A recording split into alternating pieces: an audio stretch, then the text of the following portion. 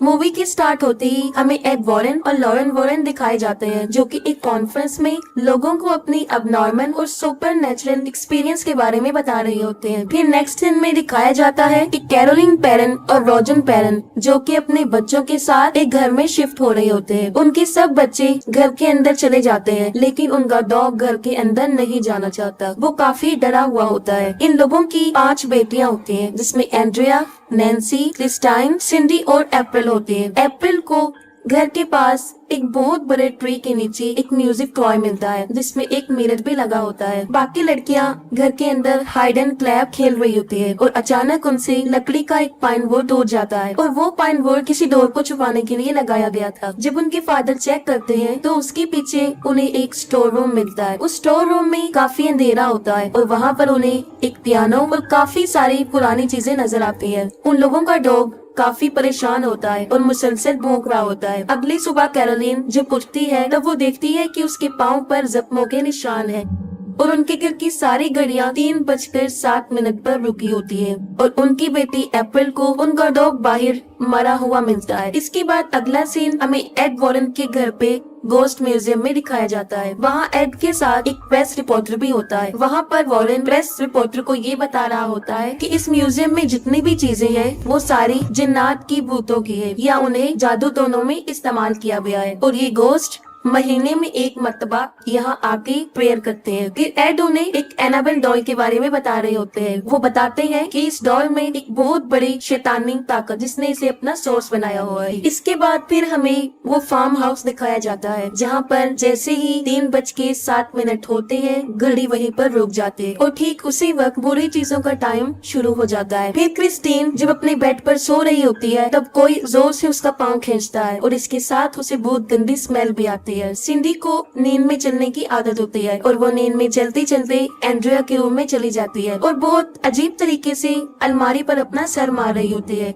अगले दिन सुबह को कैरोलिन की बॉडी पर एक और जख्म का निशान दिखाई देता है और रॉजर जब घर से बाहर जाता है तब वो देखता है कि ट्री के ऊपर एक कबूतर मर के नीचे गिरा है। ये देखकर वो काफी हैरान हो जाता है और जाहिर है ये बात उस चीज की तरफ इशारा कर रही थी कि वहाँ पे किसी शैतानी ताकत का कब्जा है। और घर पर अप्रैल और कैरोलिन अकेले होते हैं। तब अप्रैल किसी से बात कर रही होती है, लेकिन वहाँ पर कोई भी मौजूद नहीं होता। फिर अप्रैल कैरोलिन को हाइड एंड क्लैप खेलने का कहती है और कैरोलिन उसे ढूंढते हुए जब एंड्रिया के रूम में जाती है, वहाँ पर अलमारी खुद ब खुद खुल जाती है। अलमारी में से हाथ को कोई बाहर निकाल कर क्लैप करता है। ये देखकर कैरोलिन काफी शॉक तो हो जाती है, लेकिन वो इस बात पर ज्यादा ध्यान नहीं देती। इसके बाद फिर क्रिस्टीन का सोते हुए कोई पाँव खींचता है और इस बार पहले से ज्यादा जोर से कोई उसका पाँव खींच देता है और वो काफी डर जाती है। फिर वो नोटिस करती है कि दरवाजे के पीछे कोई खड़ा हुआ है जो उसे कह रहा है कि वो उसे और उसकी पूरी फैमिली को खत्म कर देगा। उसके साथ नैन्सी भी वहाँ पर होती है, लेकिन उसे कुछ भी नजर नहीं आता, लेकिन काफी बुरी स्मेल आ रही होती है। फिर सुबह क्रिस्टीन ये सब कुछ रॉजर और अपनी पूरी फैमिली को भी बताती है। कैरोलिन को दिखाया जाता है और अब उसकी बॉडी पर कई जगह पर जख्मों के निशान होते हैं। तभी उसे बच्चों में खेलने की आवाजें आती है। तब वो उन्हें चेक करती है, लेकिन सब बच्चे अपने रूम्स में सोए होते हैं। फिर अचानक से वहाँ पर एक अजीब चीज होना शुरू हो जाती है। घर के सारे फोटो फ्रेम्स खुद ब खुद नीचे गिर जाते हैं और सबके सब टूट जाते हैं। इसके साथ ही कैरोलिन को एक लड़की की आवाज आती है। वो उसकी आवाज को फॉलो करती है। जब वो बेसमेंट के पास पहुंचती है तब खुद ब खुद बेसमेंट का डोर ओपन हो जाता है। कैरोलिन बेसमेंट में जाकर जब वहाँ से भागने की कोशिश करती है तब उसके डोर खुद ब खुद बंद हो जाते हैं। कैरोलिन सीढ़ियों से नीचे गिर जाती है। तभी उसकी तरफ कोई एक बॉल फेंकता है। कैरोलिन फिर से भागने की कोशिश करती है, लेकिन अब वहाँ पर काफी अंधेरा हो जाता है। फिर कैरोलिन माचिस की तीली जलाकर वहाँ देखती है तब पीछे से कोई लड़की उसे डरा रही होती है और साथ साथ क्लैप कर रही होती है। कैरोलिन वहीं फंस जाती है और सिंडी एंड्रिया के रूम में पहुंचकर फिर से अलमारी पर अपना सर पटक रही होती है। एंड्रिया ये देखकर सिंडी को अपने साथ सुला लेती है। तभी अचानक से उस अलमारी का डोर खुद ब खुद ओपन हो जाता है। एंड्रिया उस अलमारी को खोलकर चेक करती है तब उस अलमारी के ऊपर एक औरत का गोश्त बैठा होता है जो उस पर अटैक कर देता है। फौरन रॉजर वहाँ पर पहुँच जाता है। तब वो सुनता है कि हर तरफ से किसी की चीखने चिल्लाने की आवाजें आ रही हैं। सबसे पहले वो बेसमेंट का दरवाजा खोलता है और कैरोलिन को वहाँ से निकालता है। वो दोनों बेसमेंट से बाहर आके ऊपर जाते हैं और अपने सब बच्चों को एक जगह इकट्ठा कर लेते हैं। अब वो काफी डर चुके होते हैं। फिर नेक्स्ट सीन में एक यूनिवर्सिटी दिखाई जाती है जहाँ पर एड वॉरेन सुपर नेचुरल चीजों के बारे में लेक्चर दे रहे होते हैं और उन्हीं ऑडियंस में कैरोलिन भी सुन रही होती है। लेक्चर की खत्म होते ही कैरोलिन एड वॉरेन और लॉरेन वॉरेन के पास जाती है और उन्हें रिक्वेस्ट करती है कि वो उनके घर पर आए, जिस पर एड और लॉरेन उनके घर चले जाते हैं। अब कैरोलिन और रोजर उन्हें सारा माजरा बताती हैं कि हालात दिन ब दिन बिगड़ते जा रहे हैं। वो बताती हैं घर में गंदी स्मेल आती है, रात में 3 दफा दरवाजा नॉक होता है और सुबह होकर बंद हो जाता है, और जो भी बर्ड उनके घर पे आकर बैठता है सुबह उनके गार्डन में मरा हुआ मिलता है। घर की सारी घड़ियां 3:07 पर रुक जाती है। उनके जवाब में एड उन्हें बताता है कि ये सब कुछ वहाँ पर शैतान होने की तरफ इशारा कर रहे हैं। इसके बाद वो लोग बेसमेंट में जाते हैं और वहाँ पर जाकर लॉरेन समझ जाती है कि यहाँ पर कुछ अच्छा नहीं है और उसी जगह पर काफी बुरे हालात हो चुके होते हैं। एड उस घर में होने वाले सारे इंसिडेंट्स का कैरोलिन से पूछते हैं और उन सब बातों को रिकॉर्ड कर लेते हैं। दूसरी तरफ लॉरेन एप्पल से उसकी एक फ्रेंड के बारे में पूछ रही होती है, जिस पर एप्पल उसे वो म्यूजिक टॉय दे देती है। जब लॉरेन उस म्यूजिक को प्ले करती है तब वो देखती है कि उसके मिरर में एक छोटे बच्चे की सोल है और वो उसी बच्ची रोरे की होती है, जिसके बारे में अभी वो एप्पल से पूछ चुकी होती है। वो लोग फिर उस दरख्त की तरफ जाते हैं जहाँ पर उन्हें ये म्यूजिक टॉय मिला था। तभी लॉरेन वहाँ पर उस गोश्त को देखती है जो इस फैमिली को परेशान कर रहा था। फिर लॉरेन कैरोलिन और रोजर को ये बताती है कि इस घर में एक बहुत बड़े शैतान का कब्जा है और जब वो यहाँ पर आई थी तभी उसने उनको देख लिया था और ये एक काले शैतान की रूह है जो बड़ी ताकतवर है। वो उन्हें बताती है कि उसने कैरोलिन, रोजर और उनके बच्चों के पीछे भी इसके साय को देखा था।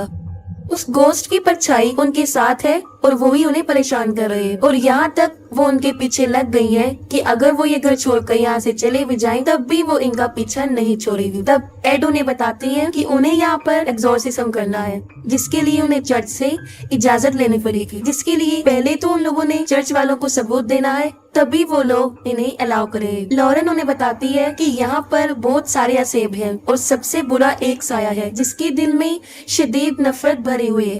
और रात को एड जब उस रिकॉर्डर को प्ले करता है तब उसे सिर्फ अपनी आवाज आती है, उसमें कैरोलिन और रोजर की कोई रिकॉर्डिंग प्ले नहीं होती। और लॉरेन एड को इस जगह की हिस्ट्री के बारे में बताती है कि एक आदमी ने यहाँ पर एक फार्म हाउस बनाया था। उस आदमी ने एक औरत के साथ शादी की थी जो काले जादू पर बहुत यकीन करती थी, यहाँ तक कि वो खुद भी काला जादू करती थी और वो शैतान को मारने वाली थी। उस औरत का नाम बादशिवा था और बादशिवा ने अपने 7 दिन के बच्चे को जलाकर उसकी कुर्बानी दे दी थी और जब ऐसा करता उसके हस्बैंड ने उसे देख लिया था तब वो भागकर बाहर आई और एक दरख्त पे चढ़ के उसने सुसाइड कर ली और खुद को फांसी दे दी।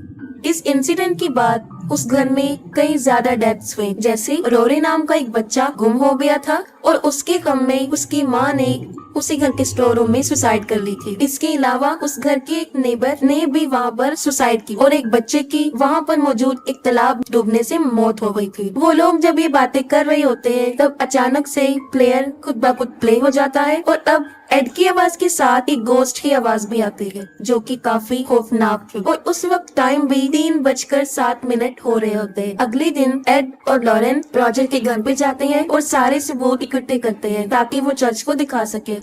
इस काम को करने के लिए एक पुलिस ऑफिसर उनकी मदद करता है और उसके साथ एक लड़का बेड पे। वो लोग इस घर के चारों तरफ कैमरास और वॉइस रिकॉर्डर लगा देते हैं और अंदर लॉरेन, कैरोलिन और उसकी फैमिली की एक पिक्चर को देखते हैं और अपनी पावर से वो ये समझ जाती है कि ये मोमेंट जब उन्होंने ये पिक्चर कैप्चर की थी उनके लिए सबसे खास था। एड सारे रूम्स में होली वाटर को छिड़कता है ताकि अगर वहाँ पे कोई शैतानी पावर हो तो उन्हें इससे तकलीफ पहुंचे और उसकी हरकत से ये लोग उसे रिकॉर्ड कर सके। अचानक से बेसमेंट का डोर ओपन हो जाता है और एड और लॉरेन वहाँ पर चले जाते हैं, लेकिन वहाँ उन्हें कुछ नजर नहीं आता। लेकिन जब वो वहाँ से बाहर आने की कोशिश करते हैं तब डोर अपने आप बंद हो जाता है। उस रात वहाँ पर उन्हें कुछ भी सबूत नहीं मिलता, ना ही कुछ वहाँ होता है और अगली सुबह वो सब लोग खुशी खुशी ब्रेकफास्ट कर रहे होते हैं। एड कैरोलिन को कहता है कि तुम रेस्ट कर लो, मैं और लॉरेन सब संभाल लेंगे। फिर जब लॉरेन कपड़ों को सुखा रही होती है तब वो देखती है कि बादशिबा उस कपड़े की पीछे वाली साइड पर खड़ी है और अचानक से वो कपड़ा उड़कर कैरोलिन के बेडरूम की खिड़की पर जाकर चिपक जाता है और जैसे ही विंडो से कपड़ा हटता है लॉरेन को वहाँ पर बादशिबा की रूह नजर आती है। इससे पहले कि लॉरेन कैरोलिन के पास पहुँचती बादशिबा उसको पोजेस कर लेती है और अब वहाँ पर पर शैतानी लम्हे शुरू हो जाते हैं और ये इविल सोल्स काफी भयानक होती है। सबसे पहले पुलिस ऑफिसर ब्रैड को एक लड़की की आवाज आती है और उसे फौरन उस नौकरानी जिसने सुसाइड की थी उसका गोश्त नजर आता है और वो पुलिस ऑफिसर को काफी डरा देती है। फिर नैन्सी नींद में चलते हुए एंड्रिया के रूम में चली जाती है। इसके साथ ही उस रूम का डोर लॉक हो जाता है। जब नैन्सी नींद में चल रही होती है तब सारे कैमरास उसकी फोटो कैप्चर कर लेते हैं, जिससे ये साफ जाहिर था कि वहाँ पर नैन्सी के अलावा भी कोई मौजूद है। और जब नैन्सी रूम में होती है तब उसे एक बच्चे की आवाज आती है जो उसे कह रहा होता है कि वो छुप जाए। सब लोग उसी रूम की तरफ भागते हैं, लेकिन ना तो उन्हें वहाँ वो बच्चा नजर आता है और ना ही नैन्सी। एड उसे टॉर्च लाइट की मदद से ढूंढ रहा होता है। तब वो देखता है कि नैन्सी दो दीवारों के बीच एक खाली जगह है, वो वहाँ पर है। अप्रैल लॉरेन को बताती है कि जब भी रोरी तरह हुआ होता है वो उसी जगह पर जाकर छुपता है, जिस पर लॉरेन फौरन उस जगह पर पहुँच जाती है। वहाँ पर उसे बच्चे के टॉयज नजर आते हैं और म्यूजिक प्ले की जगह पे, और वहाँ पर उसे वो रस्सी भी मिल जाती है जिससे बादशिवा ने सुसाइड किया था। अचानक से वहाँ पर एक लकड़ी टूट जाती है और लॉरेन वहाँ से गिर जाती है और एक स्टोर रूम में आ जाती है। वहाँ पर लॉरेन उस म्यूजिक के गिलास में देखती है, तब उसे रोरी की मदर की सोल नजर आती है जो कि बुरी तरह रो रही होती है। रोरी की मदर का गोश्त लॉरेन को कहता है कि उसने उससे ऐसा करवाया था और ये कहते ही वो वहाँ से गायब हो जाती है। और वहीं पर बादशिवा का गोश्त भी होता है जो लॉरेन को काफी डरा देता है, और जब वो वहाँ से भागने लगती है तो वो उसके गले की चेन को खींचकर पीछे की तरफ लाती है। वो लॉकेट टूटकर वहाँ गिर जाता है जो उसे उसकी बेटी ने दिया था। लॉरेन की बेटी का नाम जूडी होता है जिसमें उसकी पिक्चर भी लगी होती है। लॉरेन भागकर बाहर आती है और वो सबको बताती है कि ये बुरी परछाइयाँ सिर्फ माँ पर ही हावी होती है और माँ के हाथों ही उसके बच्चे की जान ले लेती है। वो उन्हें बताती है कि अब वो कैरोलिन को पोजेस कर रही है और उसकी बॉडी पर जो जख्मों के निशान है इसकी भी ये गोश्त ही वजह है। अचानक से सारे क्रॉस जमीन पर गिर जाते हैं और नैन्सी को कोई ताकत उसके बालों से पकड़ती है और उसे इधर उधर मारना शुरू कर देते हैं, लेकिन वो लोग नैन्सी को बचाने में कामयाब हो जाते हैं। वो लोग इस घर को छोड़ने का फैसला कर लेते हैं, जिस पर एड रॉजर को बताता है कि ये सब कुछ वो चर्च के सामने पेश करेंगे और फिर इस घर का एग्जॉर्सिज्म करेंगे। इसी दौरान लॉरेन को अपने बेटी जोडी की आवाज आती है और वो देखती है कि तालाब में उसकी डेड बॉडी है। ये देखकर लॉरेन काफी डर जाती है। वो अपनी बेटी के लिए काफी परेशान हो जाती है और एड को भी इस बारे में बताती है कि ये हमारे लिए भी एक इशारा है। अगले दिन लॉरेन और एड फादर को उस घर में होने वाले वाकयात के बारे में बताते हैं और सारे सबूत भी दिखाते हैं, और उनके पास वो पिक्चर भी होती है जब नैन्सी नींद में चल रही होती है और उस वक्त वहाँ पर नैन्सी के साथ रोरी की सॉल भी खड़ी होती है, जिसके लिए फादर उन्हें ये कहते हैं कि एग्जॉर्सिज्म के लिए उन लोगों को मजीद आगे से परमिशन लेनी होगी क्योंकि ये लोग कैथोलिक नहीं है। फिर हमें लॉरेन एड की बेटी जोडी दिखाई जाती है और वो बादशिवा का गोश्त उसके लॉकेट के जरिए उस बच्ची के पास पहुंच जाता है। तभी वो जोडी का पाँव खींचती है जिससे वो जाग जाती है और काफी डर जाती है और अपने मदर और फादर को ढूंढते हुए अपने रूम से बाहर आ जाती है। और यहाँ पर हम ये भी देखते हैं कि उनके उस गोस्ट म्यूजियम में वो अनाबेल डॉल नहीं है, जिससे जोडी काफी डर जाती है। और उसी वक्त वहाँ पर बादशिवा नजर आती है जिसकी गोद में वो अनाबेल डॉल बैठी होती है। बादशिवा जोडी को डराती है और उसे नुकसान पहुंचाने की कोशिश भी करती है, लेकिन बिल्कुल ठीक वक्त पर एड और लॉरेन वहाँ पर पहुंच जाते हैं और अपनी बेटी की जान बचा लेते हैं। और दूसरी तरफ कैरोलिन अप्रैल और क्रिस्टाइन को अपने साथ कहीं पर लेकर जा रही होती है, और जैसे इस बात का रोजर को पता चलता है वो फौरन एड को इन्फॉर्म करता है। लॉरेन उसे बताती है कि वो अपने बच्चों को लेकर उस घर में जा रही है क्योंकि ये सारी शैतानी ताकतें माओ पर अपना असर जमा कर उनसे अपने बच्चे की डेथ करवाते हैं। और ये सब लोग दोबारा उस घर में चले जाते हैं। जैसे ही ये लोग वहाँ पर पहुँचते हैं तब कैरोलिन क्रिस्टाइन को मारने वाली होती है, लेकिन वो लोग क्रिस्टाइन को बचा लेते हैं और उसे कार में बिठा देते हैं। अप्रैल इस इंसिडेंट को देखकर काफी डर जाती है और किसी जगह पर जाकर छुप जाती है। और जब वो लोग कैरोलिन को घर से बाहर निकालने की कोशिश करते हैं तब वो गोस्ट उसको नुकसान पहुँचाने की कोशिश करता है और कैरोलिन को बाहर जाने नहीं देती। और लॉरेन फौरन समझ जाती है कि अगर कैरोलिन बाहर चली गई तो वो गोस्ट इसको जान से मार देगा, और वो शैतान कैरोलिन को खींचकर फिर से स्टोर रूम में ले जाता है। वो लोग स्टोर रूम में जाकर कैरोलिन को कंट्रोल करने की कोशिश करते हैं, लेकिन ये शैतान काफी पावरफुल होता है और उसकी हालत काफी खराब कर चुका होता है, जिससे उसे कंट्रोल में करना कोई आसान बात नहीं थी। और दूसरी तरफ वो पुलिस ऑफिसर घर में अप्रैल को ढूंढ रहा होता है। कैरोलिन किसी के भी कंट्रोल में नहीं आती और वो एक एक करके सब पर अटैक कर देते हैं। वो लोग कैरोलिन को एक चेयर से बांध देते हैं और उसकी हालत देखकर एड ये डिसीजन लेता है कि वो फौरन इस जगह का एग्जॉर्सिज्म करेंगे। जैसे ही एड एग्जॉर्सिज्म स्टार्ट करता है, ये शैतान यानी बादशिवा कंट्रोल से बाहर हो जाता है और वहाँ पर शैतानी ताकतें और पावरफुल हो जाती है। लेकिन एड नहीं रुकता और वो एग्जॉर्सिज्म के वर्ड्स को मुसलसल बोलता रहता है। और फिर हमें एक अजीब मंजर दिखाया जाता है कि वो शैतान एग्जॉर्सिज्म को रोकने के लिए उस चेयर को हवा में उछाल देता है और साथ ही उस कुर्सी को नीचे गिरा कर उस कुर्सी को भी तोड़ देता है और इससे कैरोलिन की सारी रस्सियां खुल जाती है और वो एड को मुख्तलिफ तरीकों से मारने की कोशिश करती है। और उसी दौरान थॉमस को भी एप्रिल मिल जाती है और जैसे ही कैरोलिन को पता चलता है कि एप्रिल कहाँ पर छुपी हुई है, वो उसे मारने के लिए उसकी तरफ बढ़ती है। लेकिन इससे पहले कि कैरोलिन उसे मारती, एड वहाँ पर पहुंचकर एग्जॉर्सिज्म कंप्लीट करता है और एड बादशिवा को कसम देता है जिससे वो मानती है कि वो वहाँ से वापस चले जाए। लेकिन अभी भी वो शैतान कैरोलिन पर हावी होता है और तब लॉरेन और रॉजर उसकी मदद करते हैं। वो लोग कैरोलिन को उसकी फैमिली और उसके बच्चों की यादों के सहारे उसे पावरफुल बनाते हैं ताकि वो इस गोस्ट का मुकाबला करे। और एट लास्ट कैरोलिन की फैमिली और उसके बच्चों का प्यार उसके लिए जीत जाता है और वो शैतानी गोस्ट कैरोलिन को मजबूरन छोड़कर वहाँ से चला जाता है और कैरोलिन भी अपनी नॉर्मल हालत में वापस आ जाती है। वो लोग फिर से अपनी जिंदगी हंसी खुशी गुजारने लगते हैं और एप्रिल लॉरेन को उसका लॉकेट उसे वापस देती है और एंड सीन में एड उस म्यूजिक प्लेयर को अपने म्यूजियम में रख देते हैं और इसके साथ ही मूवी एंड हो जाती है।